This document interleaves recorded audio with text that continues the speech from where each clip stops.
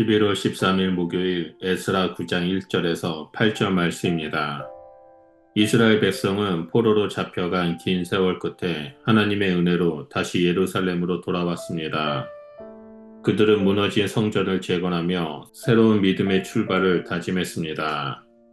그러나 세월이 지나면서 그들의 마음은 다시 욕망으로 물들었습니다.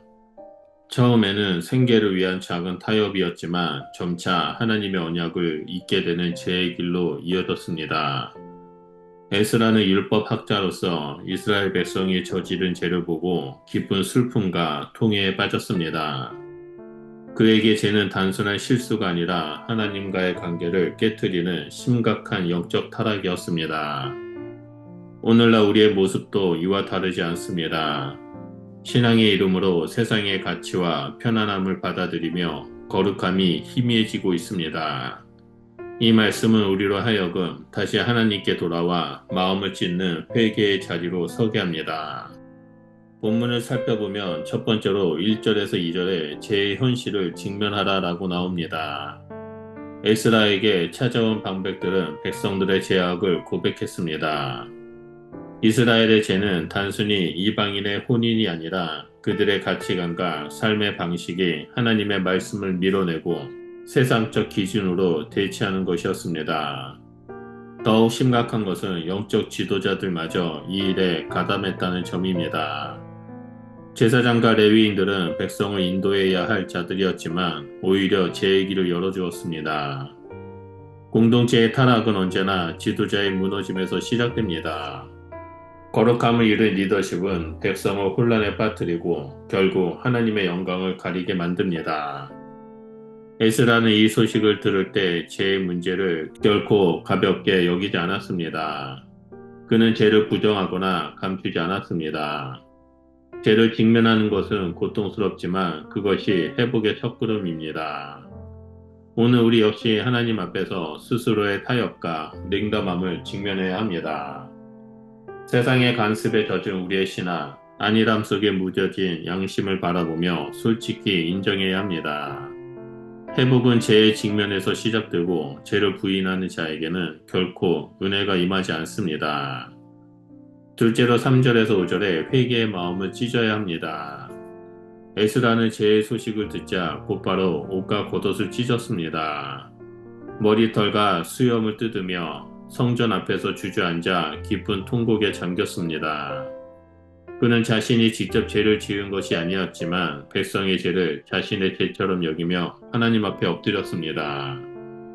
이것이 참된 중보자의 마음입니다. 그는 다른 사람의 잘못을 비난하지 않았습니다. 대신 하나님의 거룩 앞에서 자신부터 낮추었습니다. 그의 회개는 단순한 감정적 반응이 아니었습니다.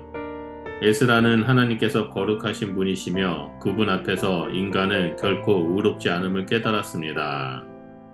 그래서 그는 죄를 행동의 결과로만 보지 않았습니다. 죄는 하나님과의 관계를 단절된 상태이며 하나님을 떠난 마음에서 비롯된 것입니다. 그러므로 참된 회개는 단순한 후회가 아니라 하나님께 돌아오는 결단입니다. 에스라는 옷을 찢지 말고 마음을 찢으라는 하나님의 말씀을 삶으로 보여주었습니다. 겉모습의 형식적 신앙이 아니라 심령 깊은 곳에서 우러나오는 통회가 필요합니다. 회개는 고통스럽지만 그것이 곧 회복의 시작입니다. 죄를 인정하고 눈물로 하나님께 나아가는 사람을 하나님은 결코 외면하지 않으십니다. 마음이 찢어지는 그 자리에서 하나님의 은혜는 다시 흐르기 시작합니다. 세 번째로 6절에서 8절을 보면 은혜의 끈을 붙잡으라 라고 말합니다. 에스라는 자신의 기도 속에서 깊은 죄책감과 동시에 하나님의 긍휼을 바라보았습니다. 그는 우리의 죄악이 머리 위에 넘쳤고 우리의 허물이 하늘에 미쳤나이다 라고 고백했습니다. 죄의 무게가 너무 커서 스스로 감당할 수 없음을 인정한 것입니다. 그러나 에스라는 절망 가운데서도 하나님의 은혜의 손길을 발견했습니다. 이제 잠시 은혜를 베푸사 남은 자를 주시고 그 거룩한 곳에 못을 박으사 우리의 눈을 밝히시고 우리들 속박 중에서 조금 소생하게 하셨나이다 라고 고백합니다. 하나님은 완전히 무너진 자리에서도 남은 자를 남겨두십니다. 그것은 심판 속에서도 끊어지지 않는 하나님의 언약의 증거입니다. 하나님은 우리의 죄를 심판하시지만 동시에 그 심판 속에서도 구원의 길을 열어두십니다. 에스라는 이 진리를 붙잡았습니다. 그래서 그는 절망이 아닌 소망의 기도를 드릴 수 있었습니다.